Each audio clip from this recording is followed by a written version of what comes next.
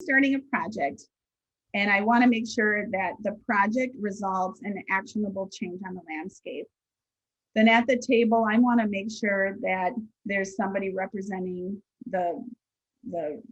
rural part of the watershed, and I'm focusing on a watershed project, okay? So a rural part of the watershed,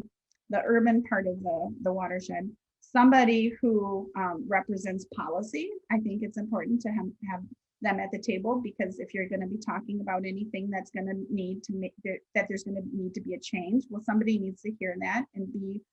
able to speak on behalf of that. And I will always say that there has to be a farmer present, and if there's a farmer-led group, then a representative from that farmer-led group should be on the table or at the table. And then somebody who can talk on behalf of the science. So if there's somebody who's been collecting data within the watershed in Minnesota, Wisconsin, Arkansas, Kentucky, there's programs like Discovery Farms where there's long-term data sets from edge of field that, that information can help move a conversation along and support what the issues are that are being discussed. And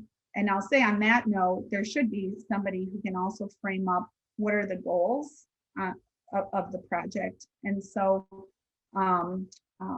so I think that, when I try to start like a research project or a demonstration project, we make sure that we have somebody who's familiar with the watershed, because I might be located in Minnesota, but working on a project in South Dakota, and I want to make sure that there's somebody who really understands the landscape, the dynamics, the personalities, all of the relationships that are currently ongoing that's present in that discussion. The local experts, I'll say.